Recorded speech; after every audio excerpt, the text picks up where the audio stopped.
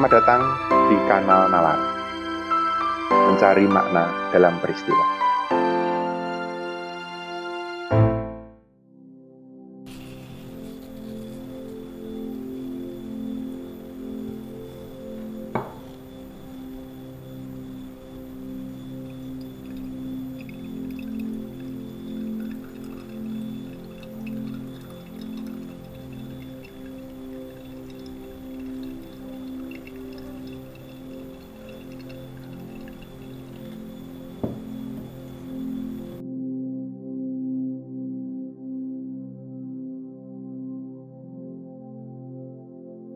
Saya pulang ke Indonesia karena memang punya keinginan untuk pulang sebenarnya, dan sudah lama. Saya tinggal di Inggris total kurang lebih 12 tahun saya kira, 8 tahun non-stop dari tahun 2004 sampai 2012. Dan dari tahun 2000 sampai tahun 2004 bolak-balik begitu ke Inggris. Ketika saya lulus PhD, selesai doktoral saya itu sudah mau pulang. Bahkan istri dan anak-anak saya sudah saya antar pulang, saya sendiri yang mengantar pulang. Lalu buku-buku sudah siap saya kapalkan pulang. Sembari menunggu ujian S3, ujian doktoral saya namanya Viva Voce begitu, dalam bahasa Inggris Viva begitu. Saya pulang ke Indonesia mencari pekerjaan. Saya melamar ke beberapa kampus universitas negeri dan boleh percaya boleh tidak ditolak. Padahal pada tahun 2007 itu saya punya doktoral di bidang inovasi. Tapi mungkin belum menjadi tren saat itu, atau bidang studi saya masih terlalu asing. Intinya tidak ada kampus yang mau menerima saya kembali ke Indonesia. Tidak apa-apa. Jadi selesai saya sidang Viva Voce di Inggris, saya ditawari untuk langsung bekerja di sana. Jadilah saya bekerja di Inggris. Anak istri kembali ikut saya ke Inggris. Dalam waktu saya di sana, saya memang selalu ingin kembali ke Indonesia. Barangkali karena latar belakang saya sebagai seorang aktivis. Saya dulu aktif di gerakan sosial. Sejak saya lulus ITB sampai tahun 2000, baru kemudian di Inggris sebagai akademisi. Di situ pun saya merasa ingin selalu kembali ke Indonesia. Tapi karena ada di Inggris, kemampuan saya tentu saja terbatas, atau kesempatan saya terbatas.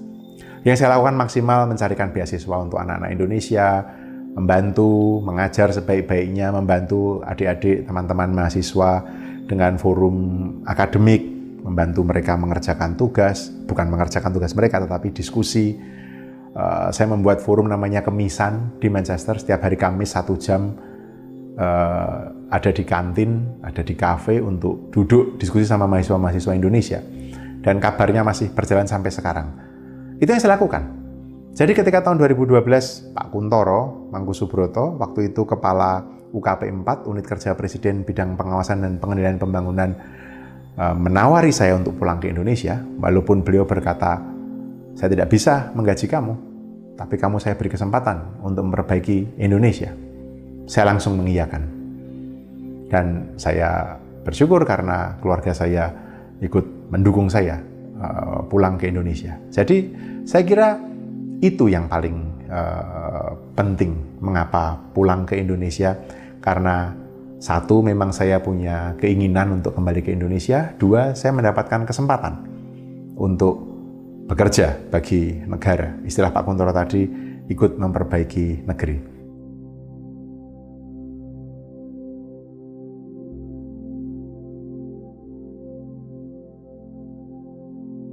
Selama 7 tahun saya bekerja di istana, saya mendapat kesempatan untuk mendampingi 2 presiden dan 4 kepala staf. Kalau saya boleh bilang, Pak Kuntoro, waktu itu Kepala UKP 4, lalu Pak Luhut, Kang Teten, dan kemudian Pak Muldoko.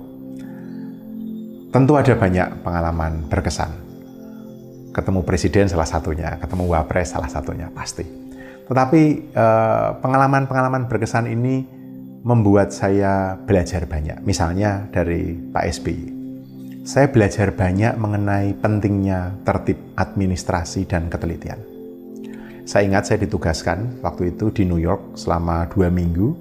Di sana mewakili pemerintah Indonesia mendraft laporan komite yang disebut dengan HLP, High Level Panel. Jadi komite tingkat tinggi, High Level Panel of Eminent Persons for Post-2015 Development Agenda. Jadi yang sekarang kita kenal sebagai SDG itu salah satunya awalnya dari situ.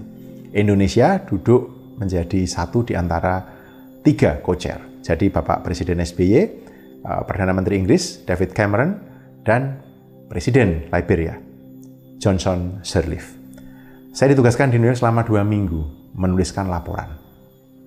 Karena Bapak Presiden co-chair, ya tentu saja draft saya konsultasikan kepada beliau. Tapi saat itu saya berpikir, saya emailkan lewat Pak Kuntoro, laporannya 27 halaman, Times New Roman 12, spasi 1. Saya masih ingat persis. Saya berpikir, ini nanti pasti akan yang membalas Pak Kuntoro.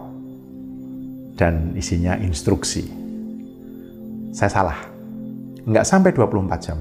Fax di New York, di PTRI, Perwakilan Tetap Republik Indonesia di sana, menerima fax dari Presiden SBY.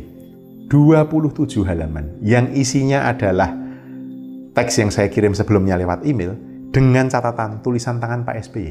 Tulisan tangan kecil-kecil rapi mengomentari hampir seluruh halaman ada komentar beliau. Saya kaget sekali itu, jujur kaget. 27 halaman dalam bahasa Inggris Times New Roman font 12. Anda bisa bayangkan itu berapa puluh ribu kata. Jadi itulah beliau yang membuat saya terkesan. Beliau orang yang sangat cermat, sangat tertib administrasi, membaca. Dengan Pak Jokowi, kesannya berbeda. Selain beliau itu sangat personal, Pak Jokowi itu ingat orang. Kalaupun lupa nama, beliau ingat wajah, saya yakin. Apalagi yang beliau ingat orang. Pernah satu kali kesempatan saya diundang makan malam di istana. Kantor saya di Binagraha, jaraknya nggak jauh dari istana, tapi karena itu juga malah saya hampir telat. Saya ingat satu peristiwa itu, saya sampai lari dari Binagraha ke istana untuk makan malam bersama Presiden dan para pemimpin redaksi. Saya lari, pas Pampres sudah mau menahan saya, karena kalau Presiden sudah masuk ruangan, orang nggak bisa ikut nyusul. Pak Jokowi dari kejauhan, nampaknya beliau melihat saya berlari. Beliau berhenti, menunggu saya, bahkan mengatakan, sudah Mas Yanuar masuk duluan. Sangat personal. Tapi juga dalam pekerjaan. Beliau ingat, waktu itu ketika zaman Pak Luhut menjadi kepala staf, kami para deputi bersama Pak Luhut itu ketemu Presiden lebih sering dari menteri-menteri lain karena kami ketemu Presiden 2-3 kali seminggu, bahkan kadang-kadang lebih. Dan Pak Jokowi sangat detail menanyakan, sudah sampai di mana jalan tol saya? Sudah sampai di mana pembangunan sawah baru? Itulah Pak Jokowi. Kalau dari Pak SBY saya belajar mengenai tertib administrasi, mengenai kecermatan. Dari Pak Jokowi saya belajar bagaimana sebuah pekerjaan mesti tuntas, harus diselesaikan. Saya belajar bagaimana personal touch itu benar-benar penting. Saya belajar dari Pak Jokowi bahwa yang namanya bekerja memang harus sepenuh hati. Saya kira dari sekian banyak pengalaman perjumpaan saya dengan 2 presiden dan 4 kepala staf ini, saya belajar banyak sekali. Tetapi pelajaran yang paling berharga bukanlah keterampilan teknis saya kira, melainkan bagaimana bersikap, berperilaku, dan etos dalam bekerja.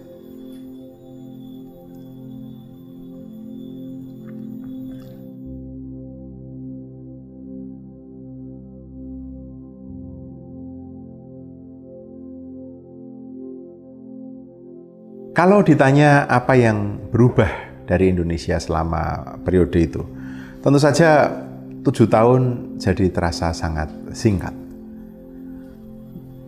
Karena saya sudah mengamati lebih dekat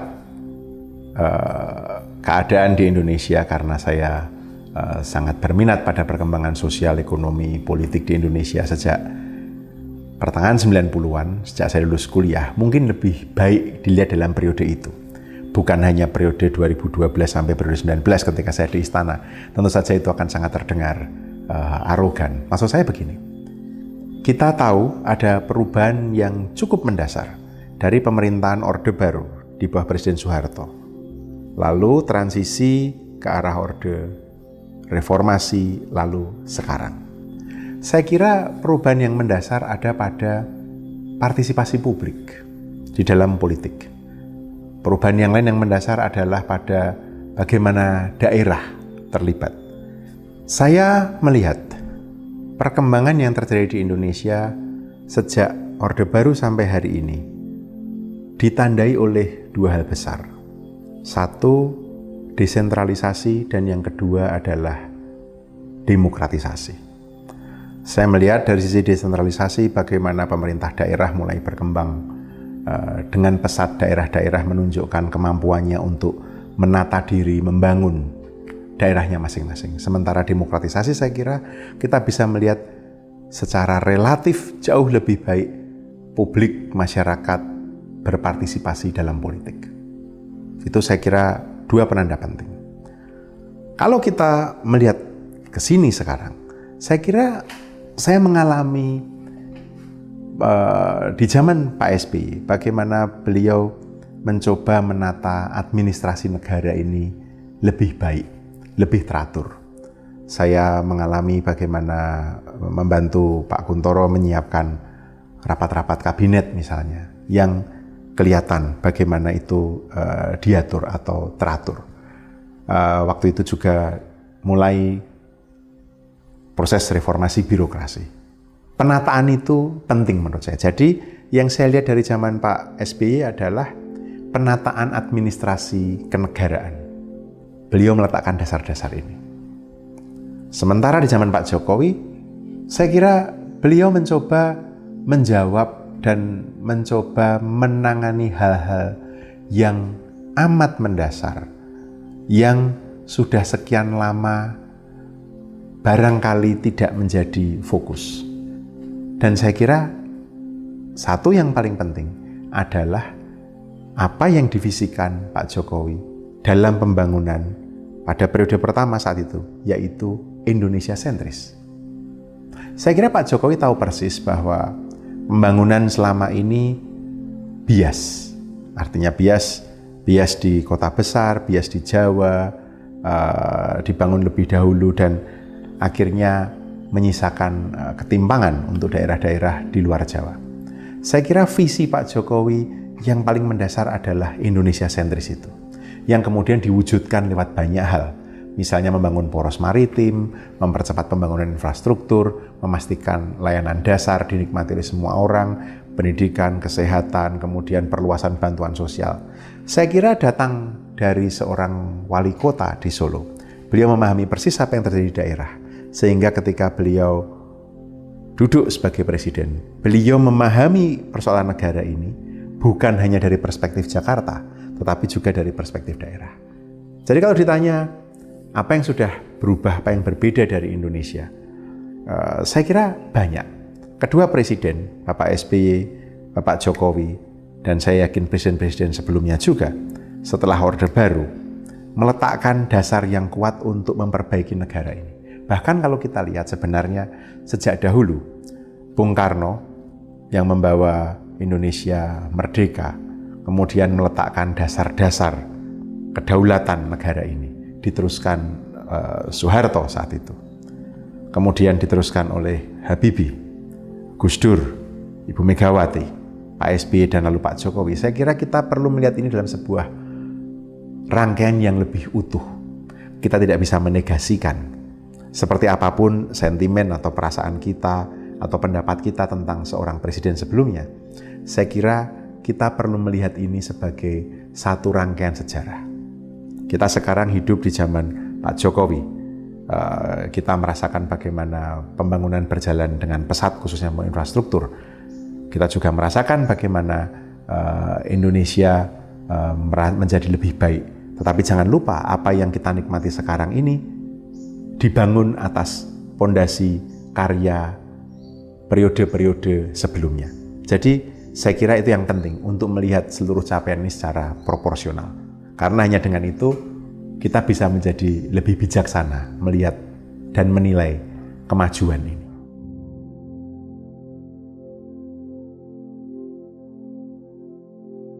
Orang menilai sesuatu selalu membandingkan apa yang terjadi hari-hari kemarin dengan saat ini, lantas membangun harapan ke depan. Saya kira Indonesia sudah belajar banyak hal dari apa yang terjadi di masa silam.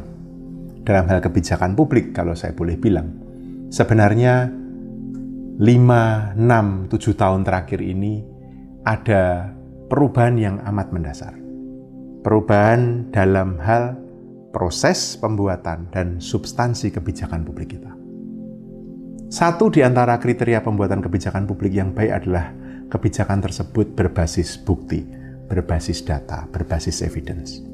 Kriteria yang lain adalah, tentu saja, kebijakan publik selalu terkait dengan urusan banyak orang, publik, masyarakat. Dari dua kriteria ini saya kira kebijakan publik di Indonesia membaik dari hari ke hari. Apakah sudah sempurna? Tentu saja tidak ada yang sempurna di atas muka bumi ini. Apakah masih bisa diperbaiki? Tentu, selalu bisa diperbaiki. Karena kita tahu dalam proses pembuatan kebijakan publik maupun substansi kebijakan publik itu sendiri, ada banyak hal yang mesti dipertimbangkan. Saya kira sejak zaman Pak SBY sampai dengan Pak Jokowi periode kedua ini, proses pembuatan kebijakan publik kita selalu berhadapan dengan situasi-situasi yang memang tidak akan pernah ideal. Tetapi kemampuan dari masa ke masa menanggapi situasi itu makin membaik. Itu yang saya lihat. Pertama karena saya kira proses pembuatan kebijakan publiknya makin tertib.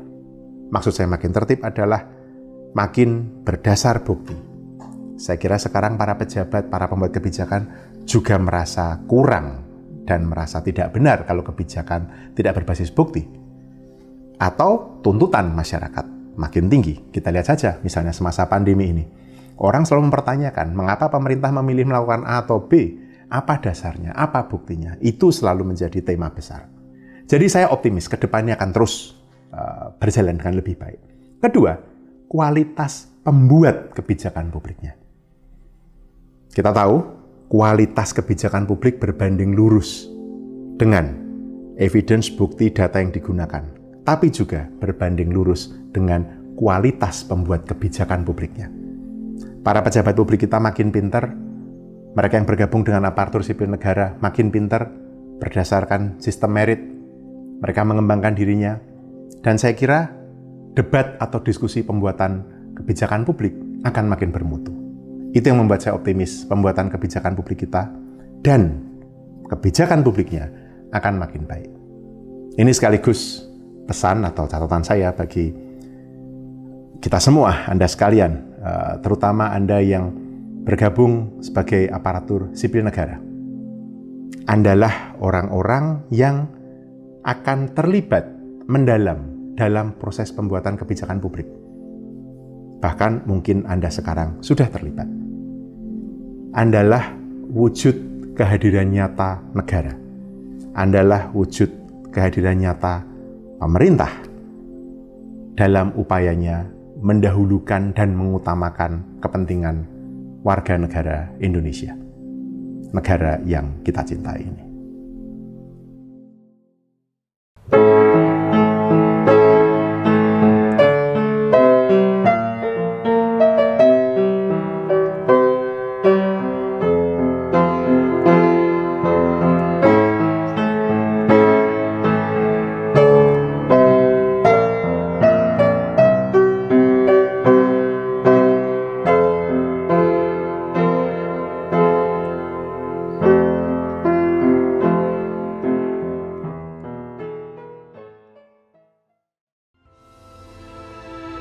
Terima kasih sudah menyaksikan video ini. Semoga kita bisa menemukan makna dan pemahaman yang lebih dalam bersama nalar.